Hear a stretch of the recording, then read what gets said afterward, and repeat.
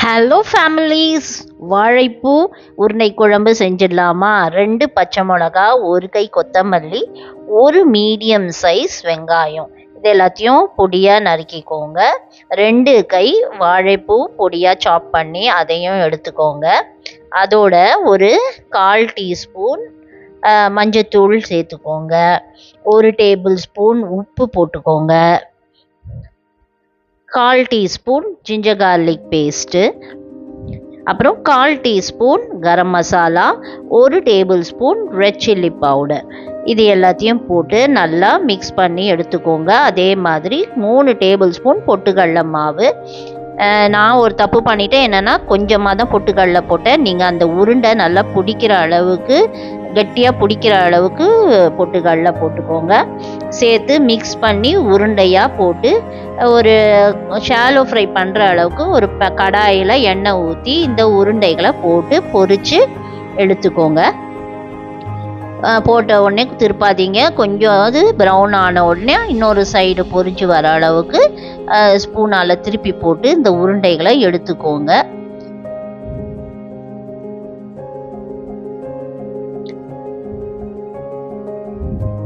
உருண்டையை ஃப்ரை பண்ணி எடுத்த உடனே இருக்கிற ஆயில் போதுமானு பார்த்துட்டு, இல்லைன்னா கொஞ்சமாக சேர்த்துட்டு அதில் சூடான உடனே சோம்பு சேர்த்துக்கோங்க. ஒரு 1/4 டீஸ்பூன் சோம்பு, அப்புறம் நல்லா பொடியாக நறுக்கி வச்சுருக்கிற ஒரு மீடியம் சைஸ் ஆனியன், அதையும் நல்லா சேர்த்து வதக்கிக்கோங்க. கொஞ்சமாக மஞ்சத்தூள் போட்டு வெங்காயம் வதங்கின உடனே ஒரு 1/4 டீஸ்பூன் இஞ்சி பூண்டு பேஸ்ட்டு சேர்த்துக்கோங்க. அதுக்கப்புறம் 1 table spoon Kashmiri red chilli powder, 2 table spoon non veg masala, நீங்கள் சிக்கன் மசாலா, மட்டன் மசாலா எது வேணும்னாலும் குழம்பு தூள் சேர்த்துக்கலாம்.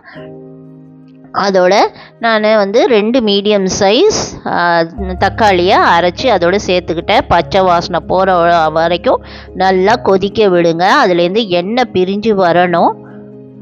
அதோட உங்களுக்கு தேவைக்கேற்ப உப்பு சேர்த்துக்கோங்க. மூடி போட்டு நல்லா கொதிக்க விட்டிங்களா? இப்போ எண்ணெய் பிரிஞ்சு வந்த உடனே நம்ம வச்சுருந்த உருண்டைகளை சேர்த்து ஒரு கொதி விடுங்க. அதுக்கப்புறம் நான் ஒரு அரை கேப்சிகம் க்யூப்ஸாக வெட்டி அதில் சேர்த்துக்கிட்டேன். அப்புறம் ஒரு அரை கப்பு தேங்காய் பால் அதையும் போட்டுக்கிட்டேன். ரொம்ப கலராதீங்க, உருண்டை உடஞ்சிரும். எல்லாம் சேர்த்து ஒரு கொதி வரட்டும். கேப்சிகமும் வெந்த உடனே கொத்தமல்லி சேர்த்து சுவையான யம்மியான உருண்டை குழம்பு, வாழைப்பூ உருண்டை குழம்பு ரெடி.